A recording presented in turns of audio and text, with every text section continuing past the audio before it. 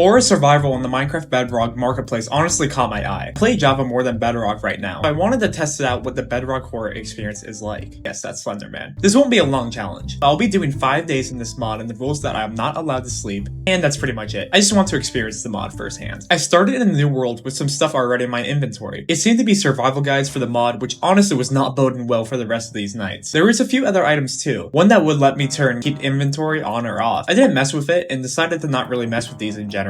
I also had 32 of this essence item I had no idea what to do with, but it might be useful later. However, I started to worry. I started to worry about the unknown so much, I actually started to scramble and panic about what I needed for the nightfall. I assumed they would all come to nighttime. It also literally said that in the guide. So I did an extensive day of preparing my huge base with gates and towers. Yeah, I barely did anything. I don't know, man, I was panicking. Nothing even had happened yet, and it was kind of embarrassing. Well, it's not completely true. I did get some wood and at least a stone pickaxe and explored the smallest cave near spawn, which really didn't have anything. Not even any creepy mobs yet. By this time, in attempting to build what you can try to call a house, it was actually already becoming nighttime. Honestly, nothing was really happening so far. What is that? Within seconds, I could already see some demon monster thing just there. This is when I knew this mod add-on or whatever it was actually kind of serious and needed to at least build shelter. But what's the fun in that? At least right now, because I found myself just constantly running from even just regular zombies at first. But it wasn't long until, what is that thing? More and more unknown mobs from this add-on started to really pop up. It felt like there was more of them than the actual in-game mobs now. Look at this huge spider, dude. Just look at that. Great, now Mr. Scarecrow is chasing me and wow, there's werewolves too, or whatever they are. This was now full-on sprint mode for the rest of the night. I even got into like a Bed Wars level moment with this backrooms guy and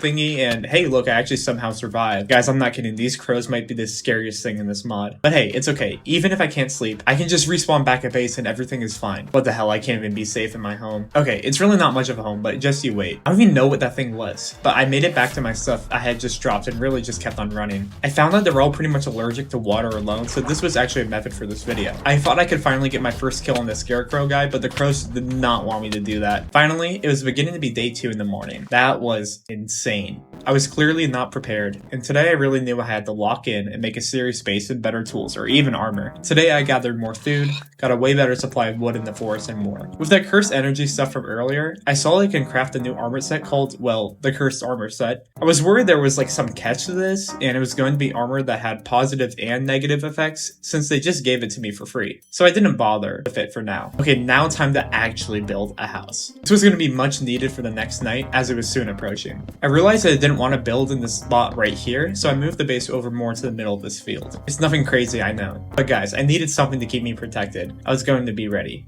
Yeah, nighttime came around and I barely had any walls even. Looks like we're in for hell again. I did have way better tools and stuff this time around, which meant I actually got my first kill on some of these monsters. It was with using the water method, which I'm not very proud of, but rest assured, I will be taking these monsters head on soon enough. I went back to the base and then something weird started to happen. What is that? Is that the ground rumbling underneath my base? This was insane. If there's monsters underneath me, how am I going to be safe in this world? What is that? Some weird thing hopped out of me. I killed it easily, but that actually caught me super off guard. Even at night, I still wanted to build this base and not waste time. I wanted some glass, so I left these gaps open still. I had a visitor again, but I was able to cheese him. A few more, actually. I was honestly getting better at fighting these guys, though. More chased me to the water, and I used the same method to kill some more ones I hadn't really encountered yet. This one dropped something called Backrooms Essence, which was kinda interesting. I'm sure you could craft it into something new. A rough night still, but much better than the first, as I headed into day 3 and started to finalize my little home. Here, I got some glass for the windows, and I wanted to be able to see the monsters still at nighttime. Added some more to the house, cooked some food,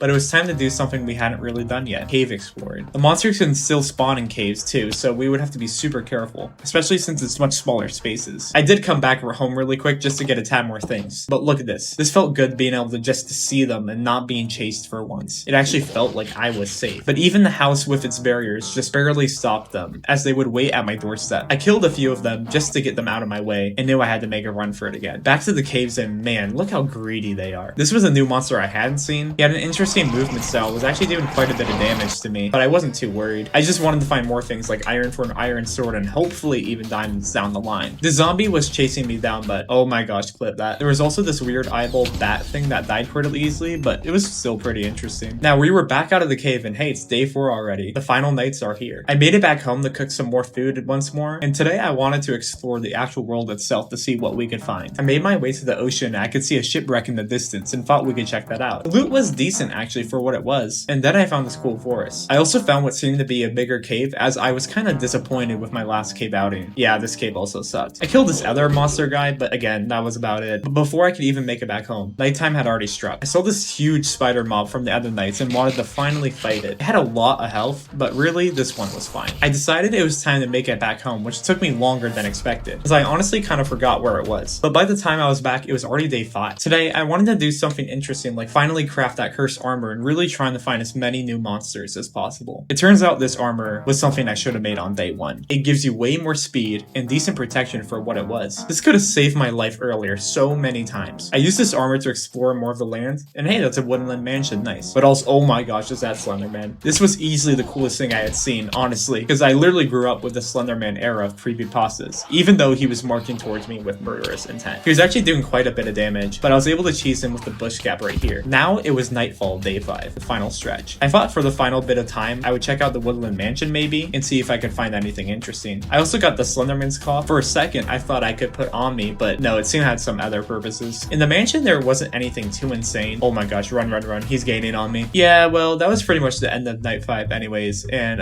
let's just say I made it out a-okay and honestly didn't die once in this video. But seriously, this add-on was pretty cool. If you're looking for an add-on on Bedrock that kind of gives you a bunch of horror-esque mobs added into your game with some cool new items to unlock, this is for you. I enjoyed it, and let me know if I should do a longer video on this or just do another horror mod video together. Subscribe for more mod breakdown experiences, and have a good one.